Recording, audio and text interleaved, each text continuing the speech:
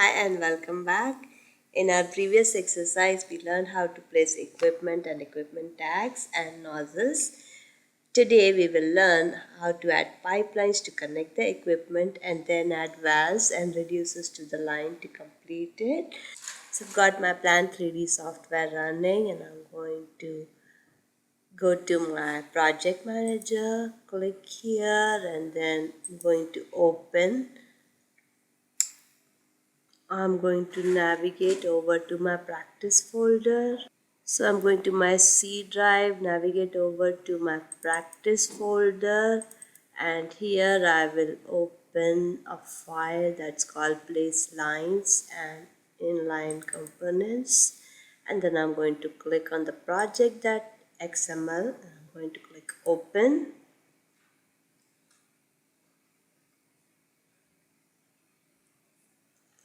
So we have our project open. Going to go to the PNID drawings and then move over to PID 002 and click open.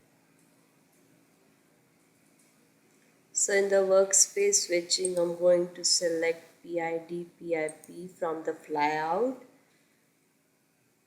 And there we are. We've seen that all of our tool palettes are now for PNID PIP, and what we're going to do is start connecting the equipment with the pipelines. Now you can select a line from the pipelines area in the lines tab.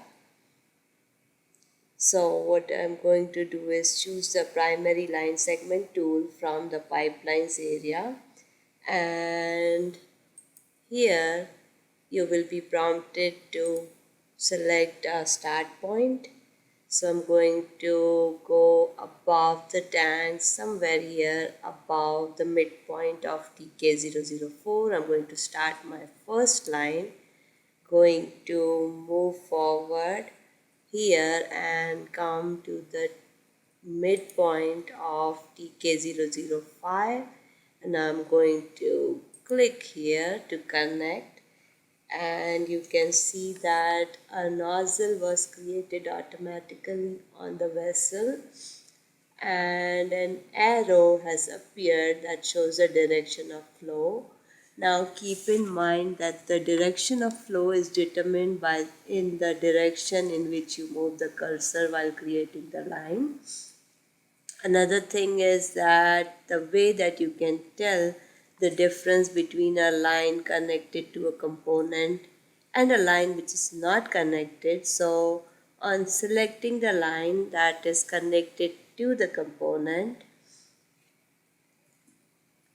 a connection grip is displayed, so you can see that this is a connection point, whereas if I can just edit this and maybe if I take this line somewhere back here, it's not a connection point, it's a continue or a short S line. So if I connect it back to the midpoint of TK004, again you can see that the nozzle appears and also this arrow ends in a connection point. So that is how you confirm that your line is indeed connected to the equipment that you are trying to connect. Now after creating a line, you will need to assign a tag to it, and the tag data consists of information such as the pipe size, specification, service and line number, etc.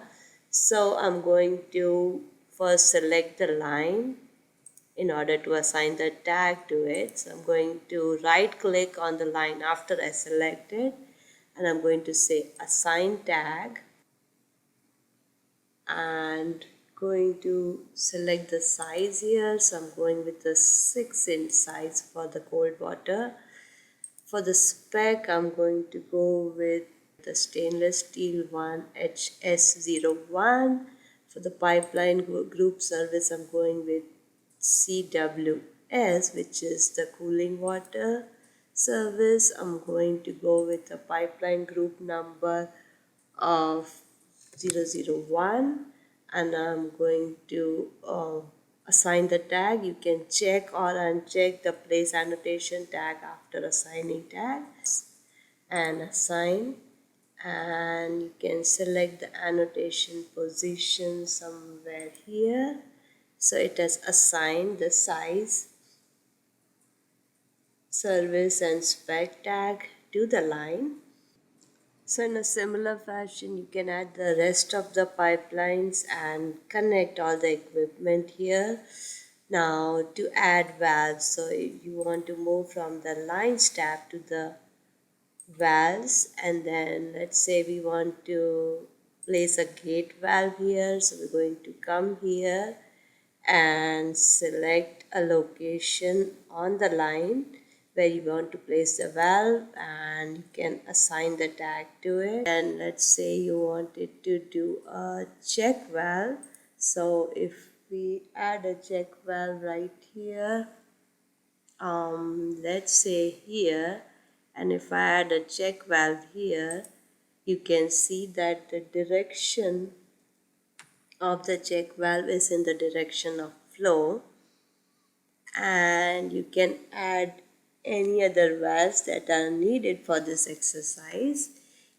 And here under fittings, if you ever needed to reduce the pipe size, let's say that a certain portion of this pipeline would be partly 6 inches, the other part would be 4 inches, you could pick a reducer here. So we could go with the concentric reducer, add that here on the line, and then you would change the reducer size to a 6x4, and then you would change the pipe size to 4 inches if that's applicable.